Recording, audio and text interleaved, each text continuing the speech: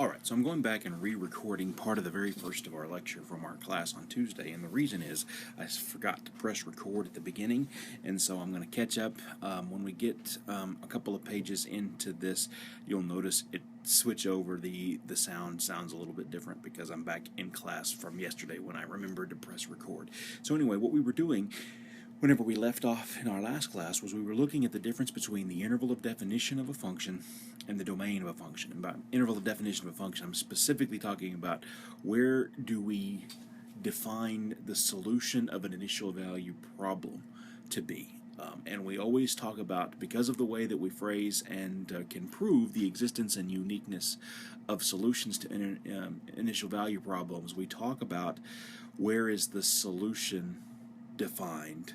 And that's not the same thing as what is the domain of the function. And we're looking at this specific initial value problem right here on this example that we finished up in class last time, right here. Okay, so we've already been given a solution, and last time we verified that it was in fact a solution. Now what I want to do is I want to find the particular solution to this initial value problem. So I'm going to use the initial condition and plug it in to my y equals 1 over x squared plus c here, and find out what the c is that satisfies this condition. Alright, so we're going to use y of 0 is equal to -1 and plug it in. That is, we're going to plug in x equals 0 and y equals -1 into 1 over x squared plus c. So we get 1 over 0 squared plus c is equal to -1. So that means 1 over c is -1. So c has to be -1. So then our solution to the initial value problem is y equals 1 over x squared minus 1. So plus c, plugging in -1 for plus c, we get 1 over x squared minus 1. But where is this defined? Okay, so again, the interval of definition is going to have the following definition. Okay, the largest interval over which y is defined and is differentiable and contains the initial condition. That's the interval of definition. Okay, so what's the domain of this function right here? What are all the x's that we're allowed to plug into that function? The answer is everything except -1 and +1. So if we were to write that as an interval notation, we can just draw it on the real number line. Just so you can see real quick where I'm getting this right here. Let's go back and set the denominator equal to 0, because we know in this particular case, right, the domain is going to be everywhere except where the denominator is 0. So that's how I got that -1 and +1. I set x squared minus 1 equal to 0, move the 1 over, take the square root of both sides, so I get x is equal to -1 and +1. So those are what is off limits for this particular function. So the domain would be from -infinity to -1, union with -1 to 1, union with 1 to infinity. Okay? And the whole point of all this is that if I were to draw this on the real number line, where the domain of the function is not the same thing as that interval of definition that I was talking about right here. Okay? The interval of definition is, where is this initial condition? It's in this interval here. So the largest interval that contains the initial conditions, and we double check on -1 to +1, this function here is differentiable, and it contains the initial condition, so the interval of definition is actually -1 to +1. Now in class we took a little bit of time to look at this DE tool here. I'm going to skip over that for this particular video. Alright, moving forward. Let's look at another initial value problem, and in this case we're going to still be given the solution like we've been done so far, have been given so far, and then we're going to try to find, using these two initial conditions, what the C1 and the C2 have to be. So that's what the exercise, most of what you need to be able to know for your homework in this particular section is. If I give you the solution in its general form, like a 2-parameter family, can you first verify that it's a solution? I'm going to skip that step for this example. But 2, can you then use the two initial conditions to find those unknowns, the C1 and the C2? So we're going to assume I'm giving you the solution. I won't always give you the solution. Eventually you're going to have to find the solution on your own, but that's for much later in the class. So x of pi over 2 is equal to -2 is our first initial condition. So I'm going to plug in this pi over 2 in for t, and I'm going to set the whole thing, that is this x here, equal to negative 2. So that means once I do that, I get negative 2 is equal to C1 cosine of 4 times pi over 2 plus C2 sine of 4 times pi over 2. Substituting again, negative 2 for x, t is pi over 2. Now 4 times pi over 2 is 2 pi in both cases, so I just need to know what cosine of 2 pi and sine of 2 pi are. We know cosine of 2 pi is 1, sine of 2 pi is 0, so we get C1 times 1 plus C2 times 0, which means C1 is negative 2. Now, they don't always both drop out like that. In this case, we got lucky. If they don't both drop out, then you'll have to use the second initial condition and then probably solve it by some kind of, well, it's going to be a 2-by-2 system. So substitution or linear addition, some method like that will work. In this case, nice and simple. We know what C1 is. It's negative 2. So next thing we got to do is we got to use the second initial condition, but notice how it depends on prime. So we're going to have to take the derivative of this function right here with respect to t. So I get negative 4 c1 sine of 4t plus 4 cosine, or c2 cosine of 4t, like that. Now we plug in pi over 2 and set the whole thing equal to 1.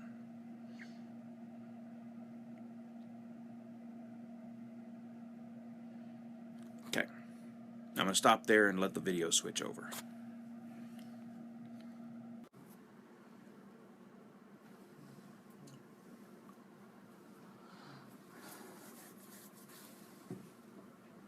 I keep forgetting to do this. You guys have got to help me remember to do this. I have the ability to hit a little button here that says record, and we'll record these as videos that I could then post, and you could go back and look up if you didn't hear or missed part of it and wanted to hear me explain it again.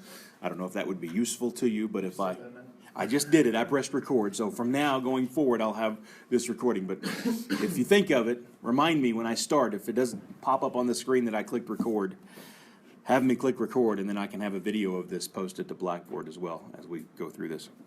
All right, so with that, we've got sine of 4 times pi over 2 is sine of 2 pi, so as before, that's going to be 0, and the cosine is going to be 1. So 1 is equal to negative 4c1, sine of 2 pi is 0, and then 4c2 times cosine of 2 pi. Cosine of 2 pi is 1. So that means what? C2 is a fourth. 1 equals 4c2, so C2 is 1/4. So what we've now found is that in order for these two initial conditions to be true, you have to have that C1 is negative 2 and that C2 is 1/4. So you plug those in, and now you have a specific solution, a particular solution to the differential equation. X is C1, which is now negative 2 times cosine of 4t plus 1/4. That's C2, sine of 4t.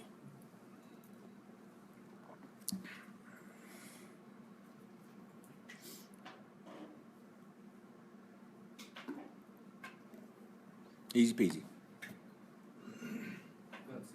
That's the answer. So that's our range of solutions? No, this is one solution. I mean, it's a function. Remember, your answer to a differential equation is a function. When you're talking just differential equation, not initial value problem, you'll have c's in it, and you'll have an infinite number of solutions.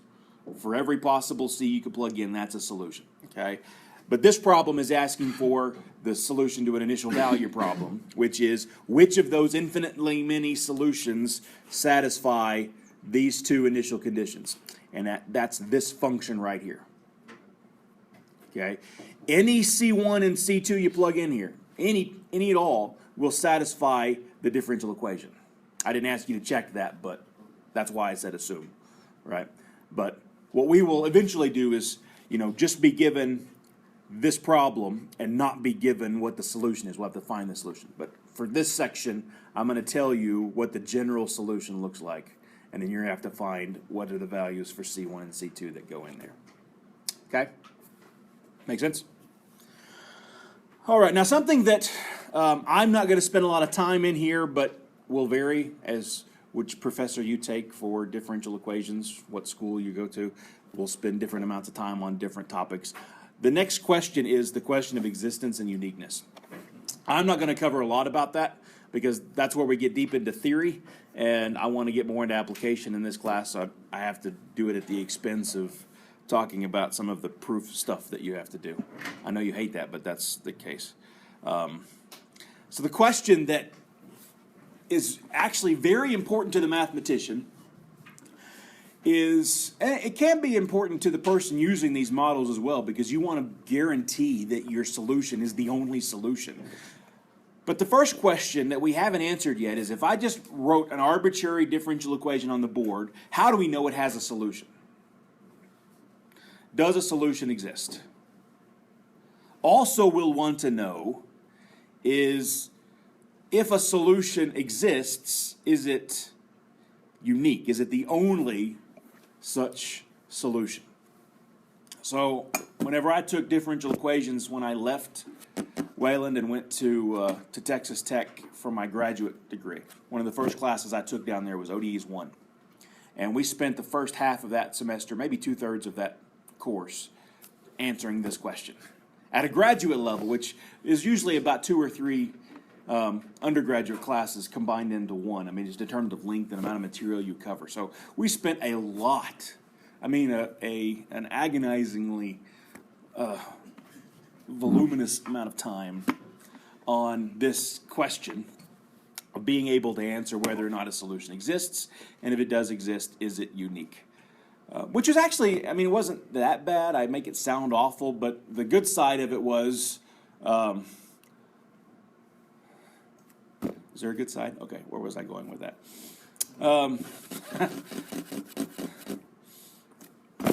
No, I'll save that story for later. I have my own personal horror story of whenever I was a student sitting where you are in my own differential equations class here at Wayland, and I'll talk more about that later. Let's finish this section, and then maybe I'll tell that story. All right. Is the solution unique? Does it exist? Okay, so looking at this problem right here, one solution is y is equal to 1/16 x to the 4th. You can't immediately tell by looking, but if you do maybe a little bit of running through the derivative in your head or even scribbling it out, you'll check. That is, in fact, a solution to that. Okay? And it solves the initial value problem because, I mean, that you can check immediately. If you plug in 0 for x, you get 0 for y, right? So assuming it solves the differential equation, we know it satisfies the initial condition. That is a solution. Is there another solution to that differential equation and initial condition? Can you see another?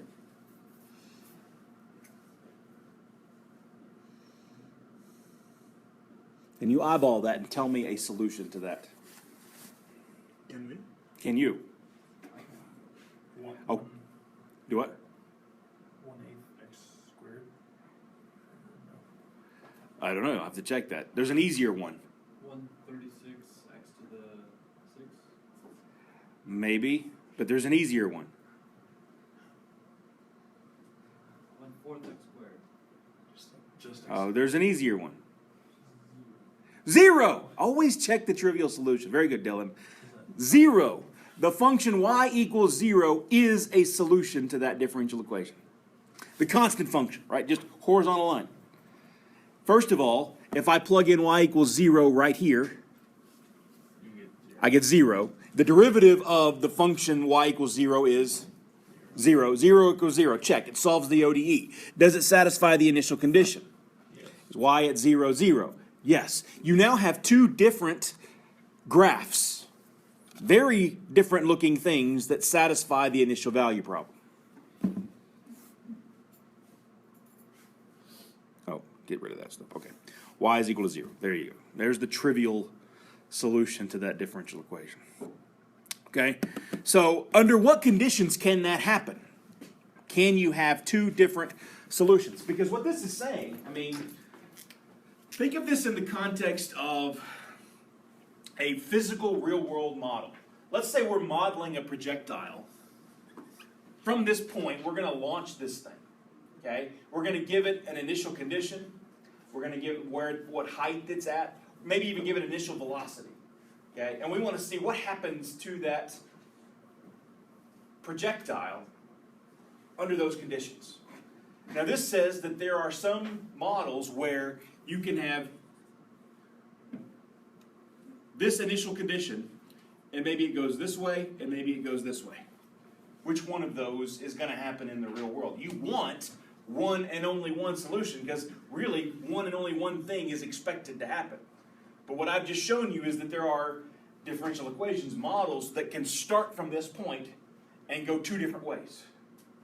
Okay? That's not good. That's a flawed model because you have an ambiguous start to it.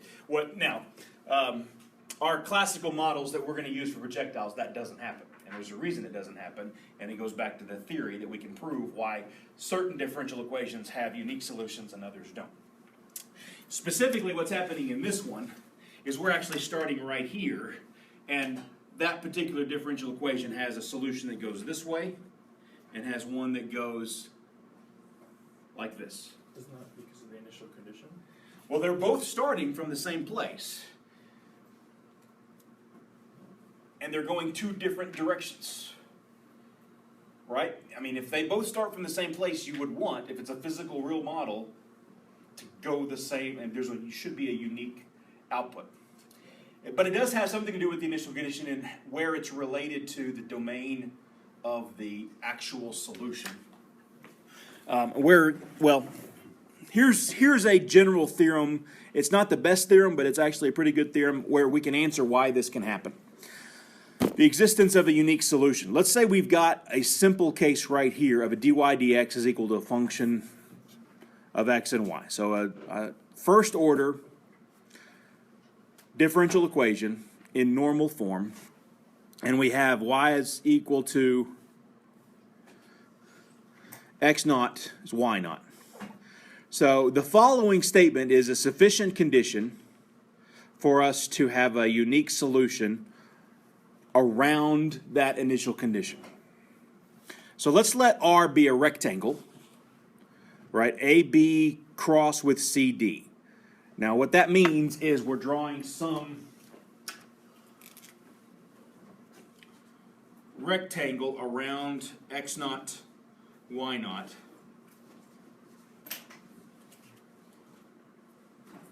This is A, this is B, this is C, and this is D. So we want some rectangle R so that we are around x naught, y naught. I may have drawn this on here, I'm not even sure. Yeah, here we go.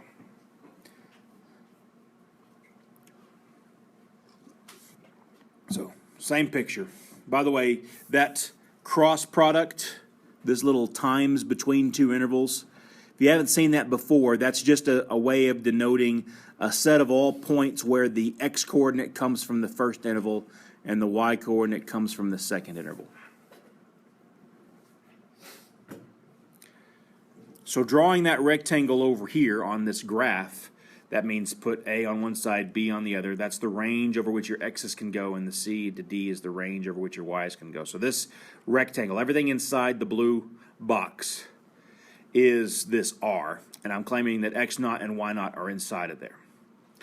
Okay, so as long as we can find a rectangle where the following condition is true, that f, this function f here, and its partial derivative with respect to y, two functions, f and its partial with respect to y, are both continuous on that rectangle, then there exists a unique y of x defined on some interval around x naught. Now that backwards e we've talked about before in here is there exists. If I put an exclamation point after that, it's not factorial in this context, and it's not a really excited there exists. It's just there exists one and only one such thing. There exists a unique. Okay? There exists a unique y of x that satisfies that solution. Okay? So if you have this condition met, that is sufficient to guarantee that one and only one solution will happen, which means that this up here would have to violate that. This is an example of a function that does not satisfy these conditions. Okay?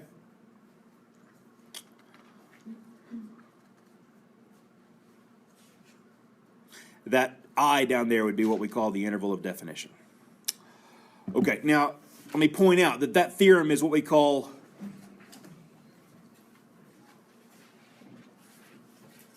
I think I've got these words backwards.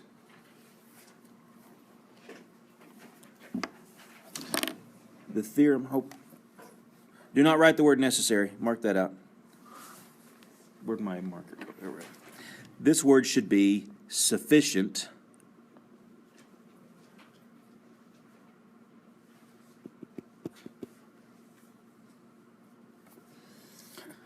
okay. And now, this next one should be necessary.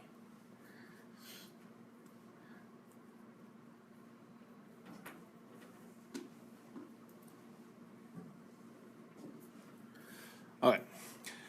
The theorem is sufficient, which means it's good enough to guarantee that it's unique, but it's not necessary, which means what that would mean, if it was sufficient and necessary, it'd mean that all the functions that satisfy this condition have a unique solution, and everything that has a unique solution meets that condition. This only works one way, meaning that everything that meets the condition is guaranteed to have a unique solution. But there are problems that have unique solutions for which this may not be the case. That the f may not have a continuous rectangle, and its first derivative with respect to y may not be continuous. Okay? So it goes back to in your proof classes, you've all had proofs, right? I'm taking it. You're taking it? Okay. So in proofs, you'll learn that logically when you're trying to prove P implies Q, right? That's not necessarily the same as Q implies P, right? Those aren't equal or equivalent to each other. Okay? So in our case, what we're saying is, and I'll back up to this page. This statement right here, f, partial derivative of f with respect to y are continuous on R, right? That's P. And then that there exists a unique solution is Q. Okay? P implies Q. However, Q here does not imply that this has to be true. Okay? In fact, one of the things that is equivalent to this is that not Q implies not P. I forget if you guys, have y'all started doing logical stuff yet? No, Connectives? Okay. Depends on your book whether or not you use negation as the little tilde or not. Okay. So this is equivalent to this. Now what that means is that if this is not true, that means this had to not be true. That is logically equivalent to this, whereas the converse, is what this over here is not logically equivalent to P implies Q. So I'm saying, because it's a theorem, P implies Q. That's given. Now what we've got is we've got a problem up here where Q is not true. There is not a unique solution. And we've proven that by finding two different solutions. So what has to then be true? And it's supposed to be like flipped. P is not true. Not P implies not Q. Yes. That's called the contrapositive, Yes. right? But, so P implies Q. If this is true, if that implication is true, Yes. the if-then statement is true, then this if-then statement is true. That is not Q implies not P. Right. The negation or the not of Q implies the negation or not of P. So in this case, if we did not have a unique solution, then this can't be true. Okay. Our function would have to either be, either f is not continuous on a rectangle, or its first derivative with respect to y is not continuous on that rectangle. Okay?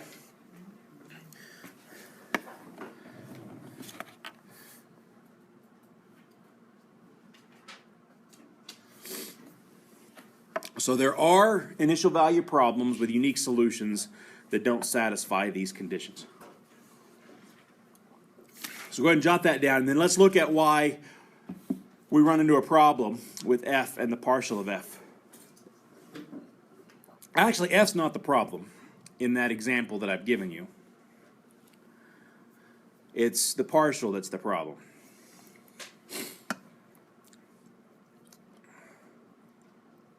So looking back at that previous page, f is just, oh, I got more to write here, dang it. This is the problem with filling these things out in advance. There's some advantages to it, but I also forget everything that I wrote. Okay, so fill this in. But all initial value problems that satisfy these conditions have unique solutions.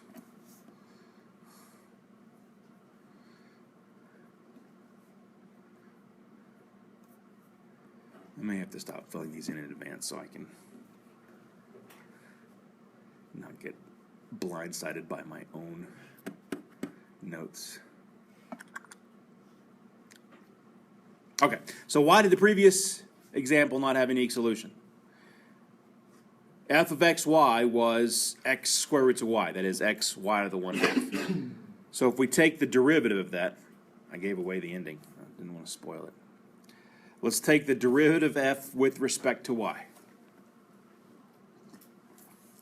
So when you do the partial of f with respect to y, remember that what you're actually doing is treating x as a constant and then just taking the derivative of y as the variable, as the independent variable. Okay, so treat x as a constant, and now let's just take the derivative of y. And you don't have to think of y as a function of x. We're not doing with respect to x, so it's not the chain rule or the implicit differentiation stuff. This is just straight out. Derivative of y to the 1/2 would be a 1/2. The x stays around like a constant, y to the negative 1/2, and you're done. So x over 2 squared y. Yeah. So what's the problem with the partial? Back to this point right here, which is 0, 0. Right, that's the initial condition on that. Okay? The problem is that y of 0 equals 0 is not even in the domain of this function right here. Right? So you cannot form a rectangle around it where that function is continuous at that point. It's impossible to use the point 0, 0 in this and have that there's a rectangle around 0, 0 that's continuous. It just can't happen. So that's why it doesn't satisfy the conditions.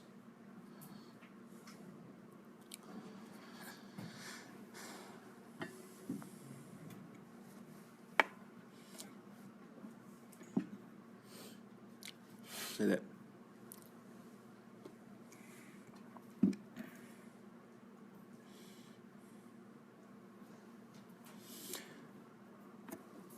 It's everything I just said. Now I'm writing it. So x over 2 square roots of y is defined only for y is greater than 0, but since we have an initial condition of y of 0 equals 0, that means y has to be 0. So that partial is not continuous on any rectangle that contains 0, 0. And the only way for that theorem to work is if you can draw a rectangle around the initial condition so that f and partial of f with respect to y are continuous on that rectangle.